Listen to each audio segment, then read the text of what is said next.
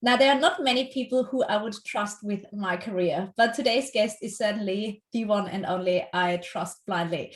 Jon Hottot is joining us today to talk all things executive recruitment and board recruitment. What's the difference and how we can get started? Jon and I have known each other, it's going to be 11 years next month, actually. And I owe him a lot. He got me into the Australian job market and he literally placed me in my first and my second role, and he knows a thing or two about relationship building and the careers and how we can stand out. So with that, Jon, thank you so much for joining us. Thanks, Petra. When you put it like that, it really is. It's been quite a journey for us, hasn't it, over the last 11 years? I remember you coming over as a new person off the plane. So yeah, thanks ever so much for the opportunity to talk to you today. Anytime. I'm a massive fan of you. And one thing that has always stood out for me was your ability to build relationships and to network, which is probably one of your secret successes here. Now, have you always been like that? Yeah, I mean, it's been something that I always have enjoyed doing and been naturally pretty good at. I think, as like most things in life, if it's something that you do in your work, you tend to refine that skill over time. I think maybe earlier in my career, when we talk about relationship building, it was very much off the cuff. You just would find a connection with somebody, something in common, be interested in the other person. Then as I've kind of progressed with my career and then started dealing with more and more senior clients and candidates, there's a lot more preparation that starts to go into meeting people before you are trying to build a relationship, because you probably have less time in order to build a relationship, and there needs to be a higher level of trust. So some level of background research prior to meeting with people is really good. And an old mentor of mine said, make sure you're the best prepared person that they meet with, because that will give you an infinite edge over your competition. This is definitely one of your biggest strengths, because you are always extremely interested. And as the saying goes, you are interesting for people when you are interested in them. And doing the homework and preparing for an interview and for a meeting is always the best way how you can build the relationship and the trust. And you also said you have developed, obviously, into more senior recruitment and executive recruitment, especially since COVID hit. What have been the changes in the job market from the jobs going down, not existent, to now being back on a high? Where do we sit? Yeah, I mean, the job market has been absolutely incredible. Think back to a year ago, and it's just done a complete 180. So a year ago, I think Australia, from memory, was sitting about 14.6% unemployment across the board.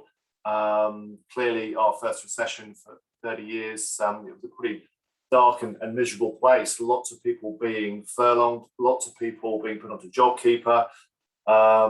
Clients saying, well, clearly we're not looking at hiring anybody and making mass redundancies. And fast forward 12 months, and it's the complete opposite issue. And I was talking to somebody earlier this week, and we were discussing why the market is as red hot as it is at the moment, and it's pretty much down to one or two reasons probably. One is no immigration. So you realise suddenly that Australia as a country is so heavily reliant on immigration to fill skill gaps in the economy. And so I think we're now sitting at 4.6% unemployment, which is really very, very close to full employment. So effectively, anybody that wants a job can get a job. And then the second thing is this massive transition to a technology-driven work environment. So again, if anybody has anything to do with the technology job market, you'll know that it's absolutely flat out at the moment. In fact, business that I work in, our technology team are actually starting to turn work away, because we don't want to give people the impression that we can find people that almost don't exist. So anybody listening, if you're a software engineer, you pretty much have the perfect environment to operate in at the moment. Wow, that's so interesting. Now, what are the changes in careers? So obviously you said anyone who is in digital and tech, they are red hot and in demand. Have you seen any other changes when it comes to the skills in demand and careers in demand? Yeah, I mean, I think that anybody that can really point to a central part in transformation, it's a very widely used term at the moment, transformation, but every business is going through either a digital transformation or a whole of business transformation, effectively just looking at different and more efficient ways of doing business or structuring your organization. So those are, they are absolutely key and critical issues. I think the other thing that I'd say is that when I kind of talk to clients about themes, about what they're looking for, it's really interesting, Petra, because it's never really around hard skills. It's all about soft skills. So we talk about stakeholder engagement, we talk about integrity and honesty, we talk about resilience, the ability to bounce back when things don't go your way. We talk about servant leadership, and we talk about strategic insight, all these things that probably a lot of people that may be listening do, but can't necessarily articulate a message of where they've done it or how they've done it. So certainly when you're going out into the job market, being able to really clearly articulate your soft skills is a much more difficult thing probably for most people than articulating your hard skills. Your hard skills are your day-to-day job. Your soft skills are the things that actually make you a great employee or a great person to work with. And this is again where personal branding comes in. It's being aware, what are your strengths and those soft skills that you can apply? How have you applied it? And more importantly, how will you apply it in the next environment? Because nobody cares about what you've done previously when you can't relate it to what you can do for them and how it benefits them. And I think this is where people are falling down. They are so much focused on their achievements and whatever, but can't create context around the importance, what it means for this next environment. Yeah, and I think so. So I think being able to articulate where you've done it is actually really important. So if in any job interview, let's say, people will ask you where you've done it, and being able to very clearly and succinctly answer that is actually really important. But I think where you're going is probably the value proposition. So what's your value proposition? So why are you different to the other 4 people that client is going to meet with over the next two days? And so having a really clear articulation of what you are and how you go about doing it is clear then, and then that links in really clearly with personal branding, because clearly when you are going out to market, you are saying this is me. So every piece of thought leadership you either write or you like or you share, or every kind of post that you put up, if it has a consistency of what your value proposition is, and people can clearly understand what it is that you're bringing. Exactly. And then backing it up with examples, how you've applied it previously, and not just claiming that we're good at doing something, but there's actually some substance and some meat. Absolutely. Yeah. And you also mentioned leadership is one of those skills that we need to demonstrate. How has leadership changed, and what are the skills that we need now as a leader in this, I don't want to say new world of work, but next world of work? Yeah, well, I mean, the new world of work is one way of putting it. It's obviously over the last 12 months, leadership always has been such a face-to-face thing, and leading via Zoom or Teams is incredibly different, and particularly leading a meeting where there might be 25 people on a Zoom call is really challenging and very, very different to keep people engaged. Do you insist, let's say, that people keep their camera on when you're in that sort of environment, or do you not? So I think the way that leadership is evolving is clearly it's evolving to reflect the generations that are coming through into the workforce. So giving it away, I'm Generation X, right? So relatively old school, I suppose. But you then have Gen Y, Gen Z, millennials, and they're all coming through with different needs and requirements. And it's understanding what the levers are that push individuals. So and that can be generational, and I don't want to kind of generalize too much, but for instance, all the research shows that a lot of people under 30 are driven by a sense of purpose. They need to feel a connection to the place they work and to the individual they report into. So the biggest thing I always think in terms of leadership over the last couple of years has been servant leadership. So, your job as a leader is to serve the people that work for you. And so sometimes that is doing being in the trenches with people and doing the less glamorous stuff. It's, a really good example is the place where I work, the MD, doesn't make a big deal of it, but quite often empty the dishwasher. It's a job that you think they shouldn't do, but it's a deliberate thing. He doesn't make it deliberate, but it's a deliberate thing to show people there is no job in this business that I will not do in order to make the business successful. So, and people really buy into that, because the last thing they want to see is a leader that feels that they're beyond doing the jobs that you're doing yourself. I love it. And it goes to show that leadership is an action, it's not a title. And we don't need to have the official title that we lead people in order to step up. And we see more and more, because you also talked about the transformation of businesses.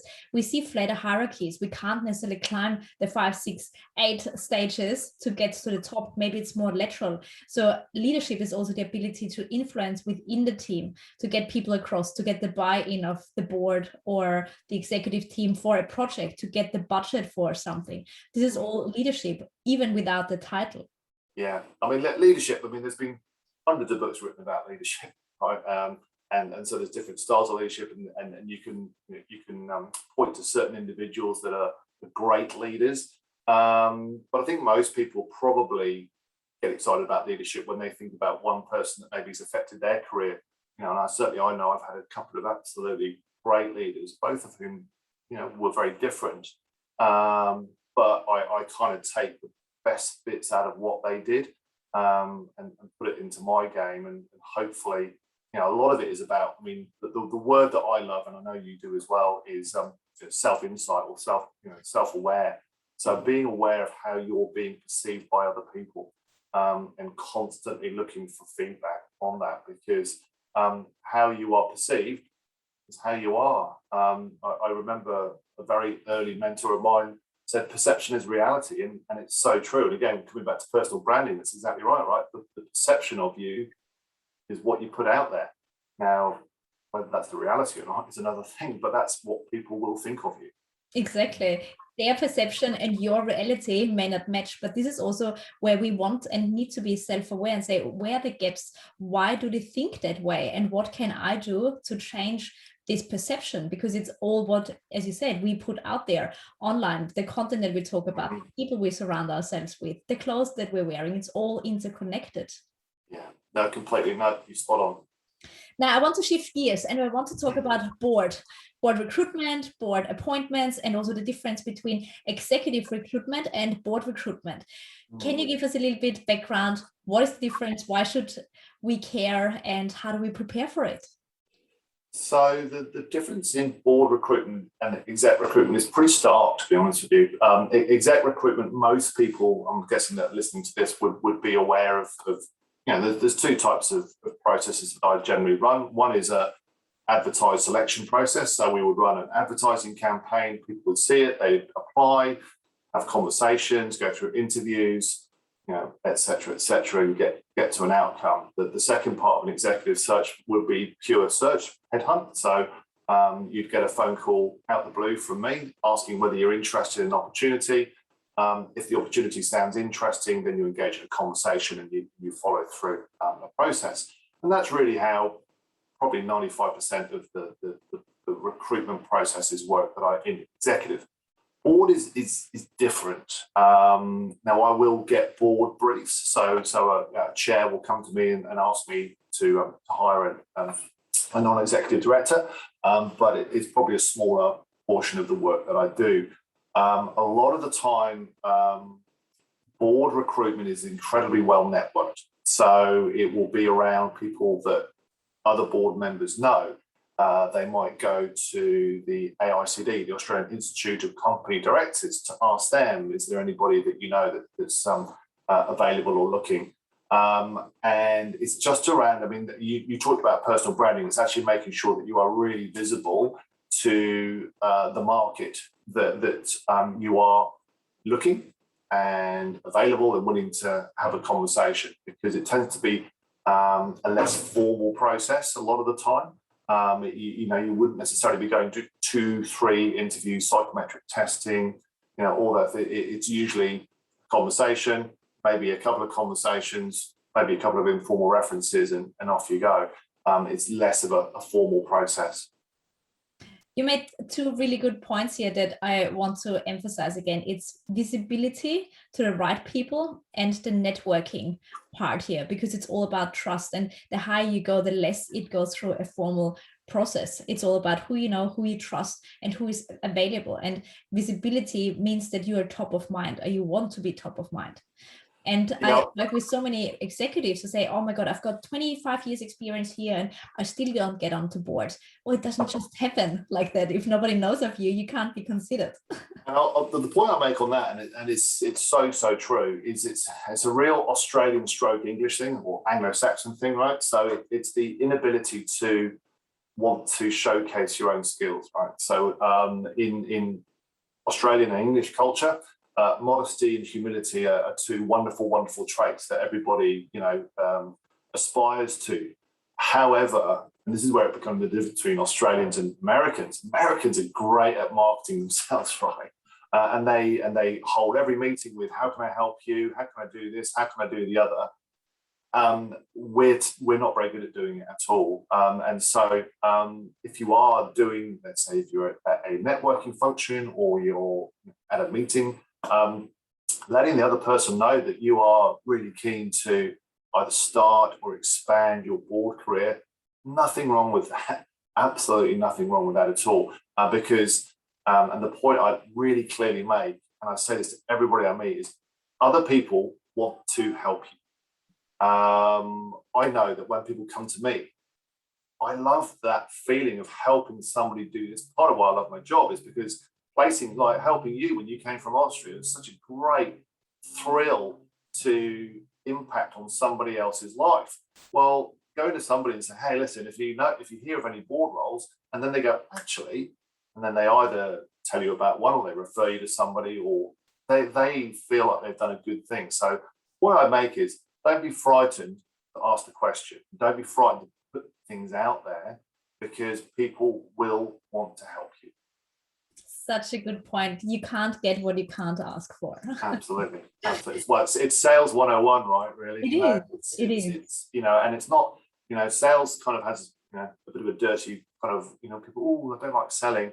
Not selling, it's just effectively just telling people this is where I'm at. And if you don't say it, it's never going to happen, right? People aren't just suddenly going to stumble upon your, well, they might, but it's more unlikely. But if you're putting yourself out in and having multiple conversations that end with, if you hear of any board opportunities, I'd love to know, then,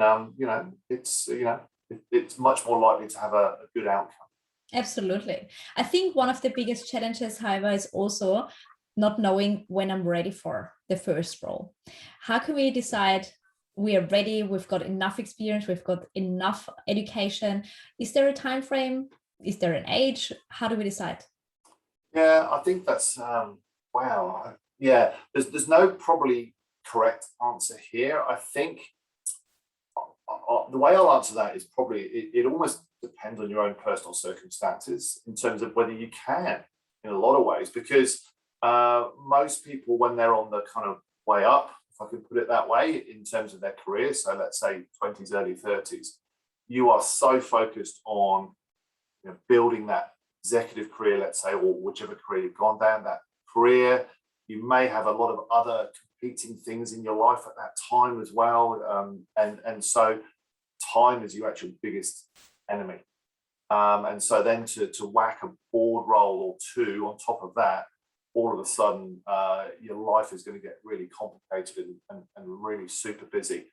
The kind of general kind of, I have most of my conversations with people that are probably mid-40s plus. They've kind of reached a certain point. They feel, I suppose, what does happen once you reach that point is you generally have had good exposure to the strategic elements of any business. So you would have operated at a level at which you are having an input into a company's or an organization's strategy. It also probably coincides quite nicely with the fact that your life may be slightly less complicated than it was 10 years ago, let's say. So there's a few things. Having said that, it's the same. I always say it's a bit like becoming a graduate again, because you never think that you're ready. You always think you're surrounded by people that are just amazing.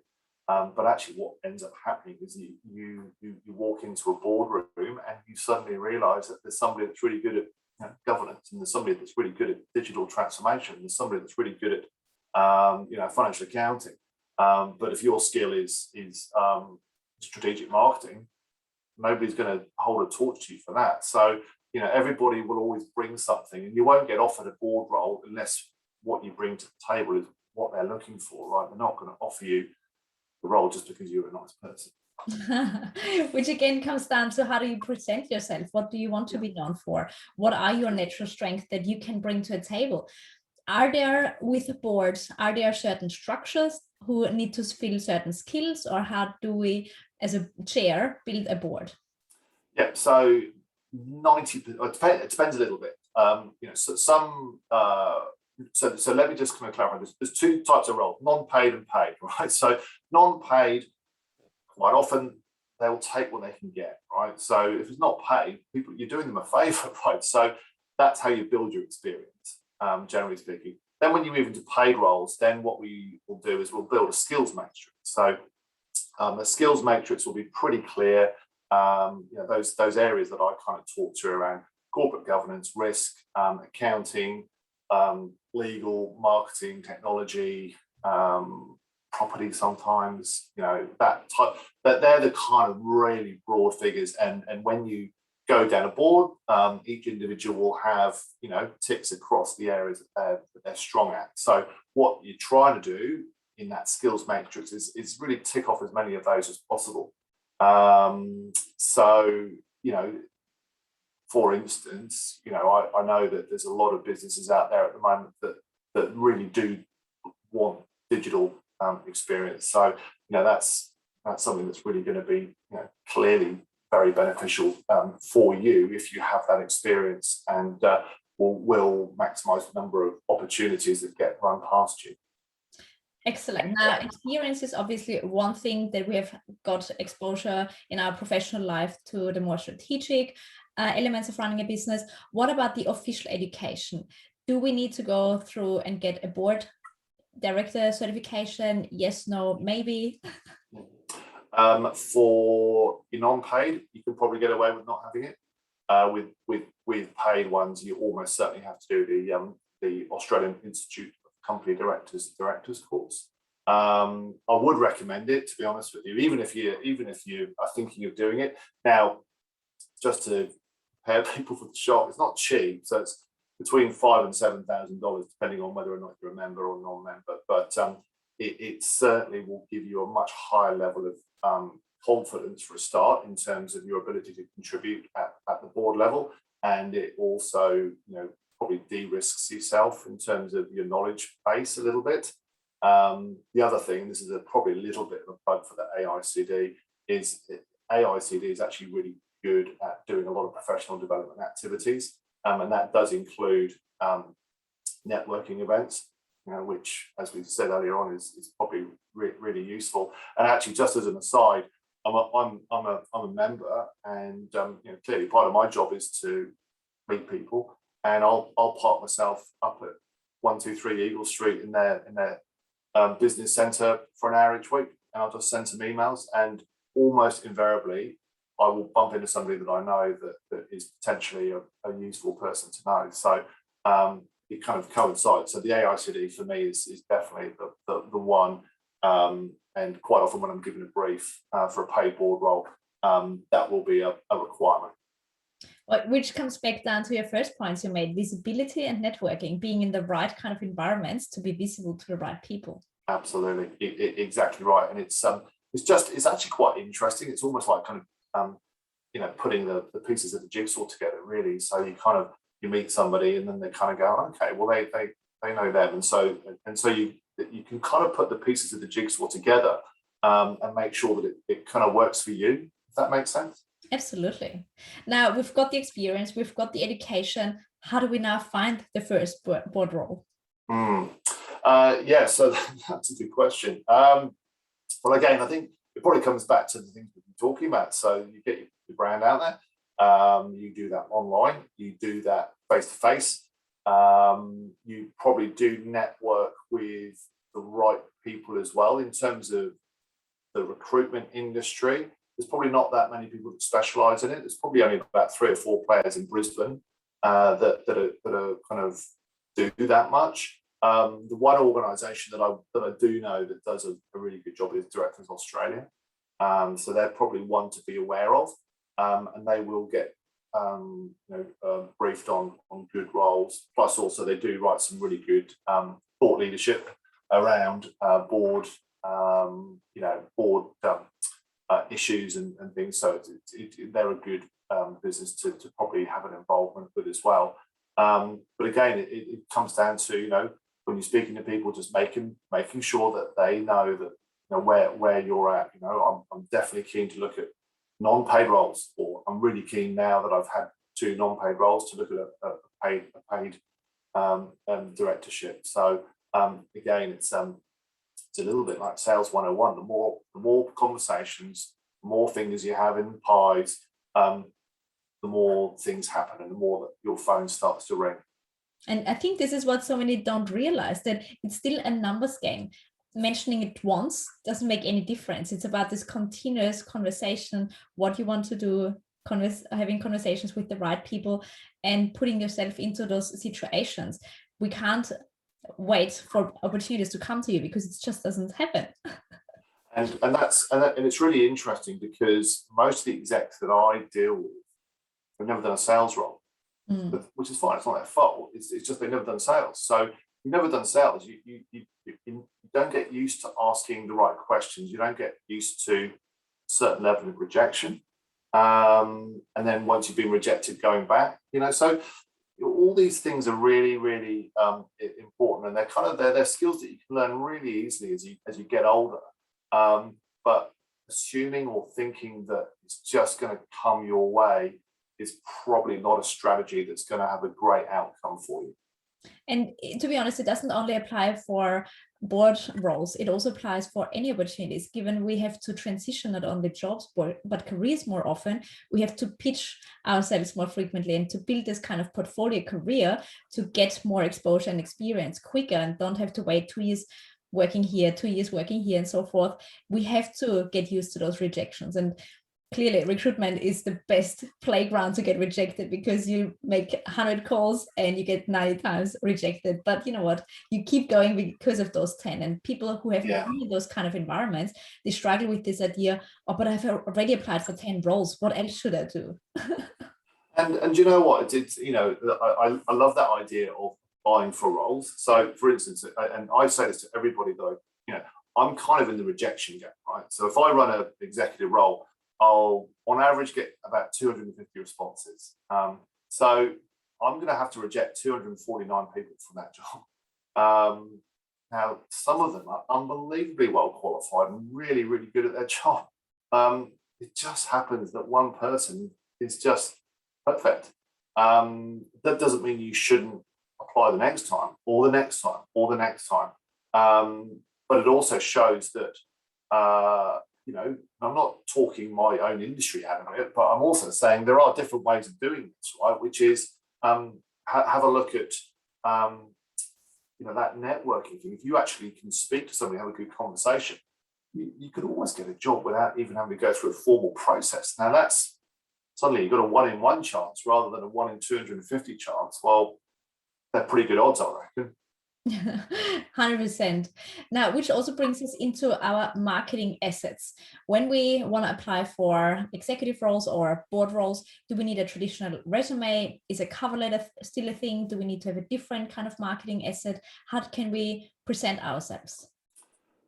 So I will preface this bit by saying you ask 10 different people their opinion on this, and you'll get 10 different answers. Okay, so what I say isn't necessarily right.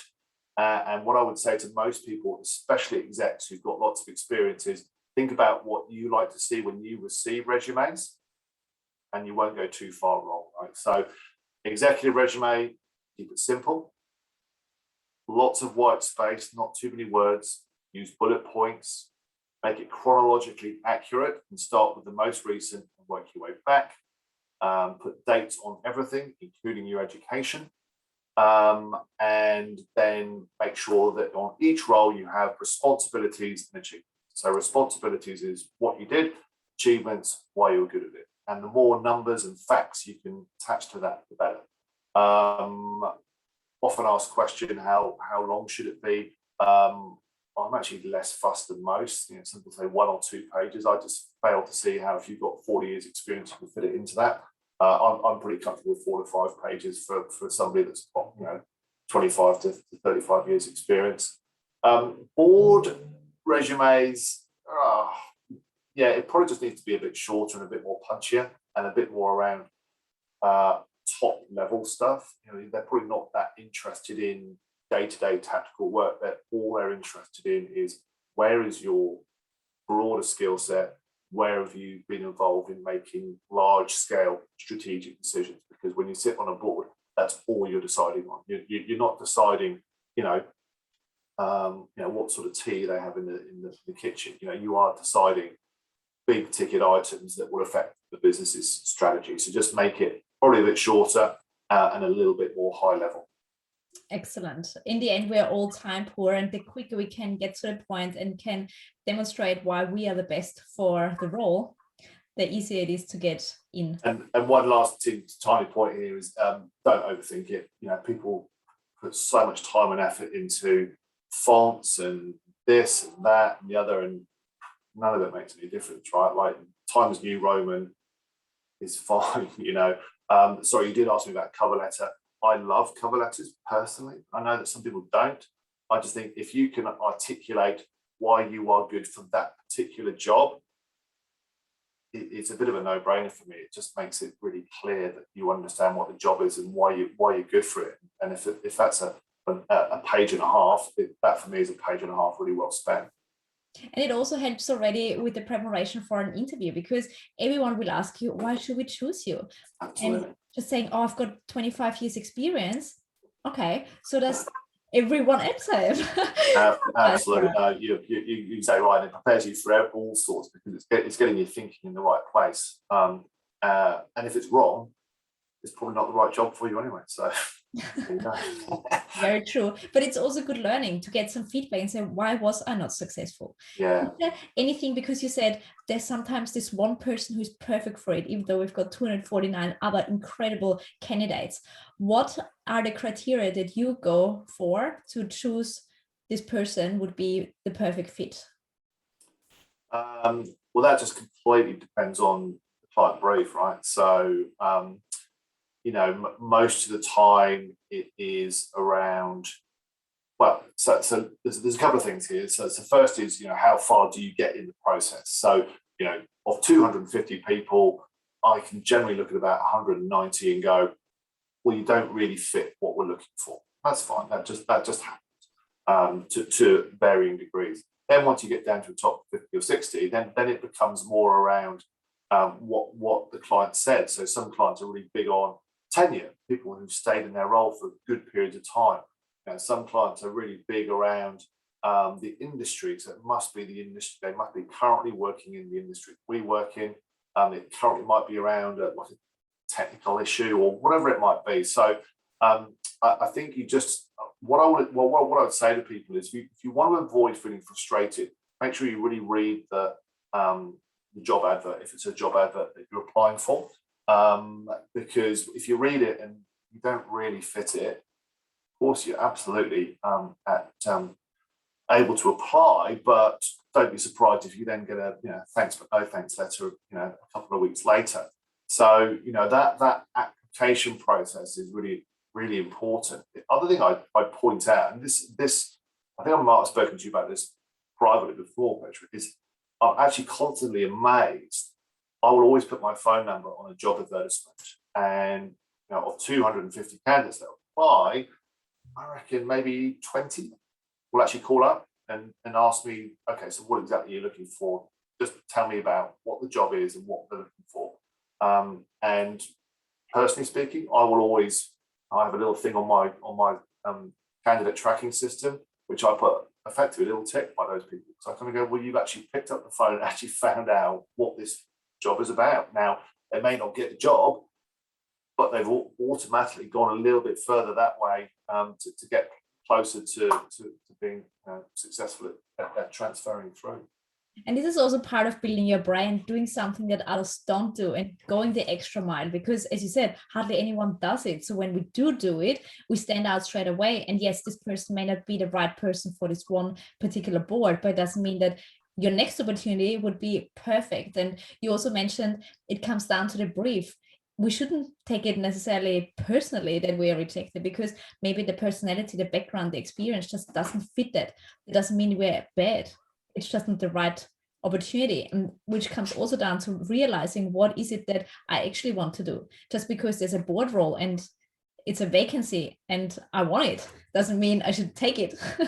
Completely, yeah. I mean, and I think you're exactly right. It's I think it's very easy for us to sit here and say it, but just try not to take it too personally. I mean, it's a process, and you're not hiring the person necessarily, you're hiring the skill set they bring. And just because you don't get the job doesn't mean you're not a nice person or a good person. It just means that for this role, you weren't the best person that there was available. Again, it's easy for us to say. It's probably easier if you're not in a job. The most difficult part to conceptualize on that is actually when you're not working. And when you need to and want to work, because that's when people really start to doubt themselves and start to question themselves is, why am I not being successful? And that's hard. And I don't think there's any kind of, I can't give you any advice on how to feel better about rejection when you really need a job, because sometimes it's one of those situations where the more you try, the worse it gets. It's that's really hard. I remember when I came to Australia and I applied blindly for literally everything. And it was 672 applications later and 3 rejections from the rest. I still haven't heard, so I would say it's a no. And what I did, because I was so frustrated, I literally took my resume and went to your recruitment agency and said, whoever looks after marketing, I want to talk to him or to this person. And we got introduced and you placed me not even 2 weeks or something like that later. So sometimes it's just doing the uncomfortable thing, and I expected to be walked out again because I didn't know what recruitment agencies even do when I came. But sometimes it's just doing it also when it doesn't super feel comfortable, but others don't do it, so you stand out straight away. Yeah, well, I can't remember. There's a saying, isn't there? If it feels comfortable, it's not getting you anywhere. I think that's pretty much in any job, right? So if you're in a job where it just feels pretty easy, probably not a lot of professional growth going on, right? Whereas if you're feeling pushed and slightly anxious, and not too anxious, but slightly anxious, and thinking, oh, can I do this? That's when you're getting professional growth. So that's I think you can reference that back to everything that we've spoken about today, really, which is some of these things will feel slightly different and uncomfortable to people that are used to being in a executive role and therefore relatively in control. Suddenly you're not in control of this process, and there's certain things that you just got to hold your hands up and just go, well, I did my best, but it wasn't to be.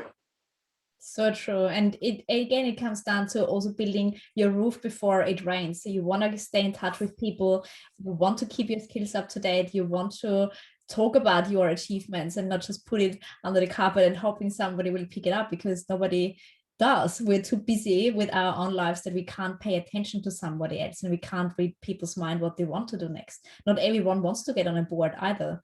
So that's a really good point, right? So you talk about building a roof before it rains. I reckon 95% of people build the roof when it's raining. So it's my job, but I get asked to catch up, get coffee catch-ups all the time for people, and I don't know what the deal is, right? I know what they're looking for. They're looking for a new job or a new board role, but they're usually looking when they're getting really frustrated in their current role, or they've been made redundant or whatever. Now, redundancy is a tricky one because you can't necessarily know that that's going to come. But if you are, you want to be looking for a role ideally well before it reaches that critical point, because no matter how much you try and hide it, desperation or unhappiness or whatever you want to will come across. Whereas if you say, well, I'm looking for a new opportunity, but guess what? If I don't get it, the role I'm in, I'm actually really, really enjoy, but I just know that the kind of the end game is probably, a few months away. So trying to plan that is actually really, really important. And it's actually really good to get advice around that, because a lot of the time people get caught up in the emotion of it because you're in a business, you like the people, but actually in your heart of hearts, you know that you're not developing as you should. And sometimes you're just going to get caught up in the day-to-day, and you probably don't make the move quite as quickly as you probably should have done.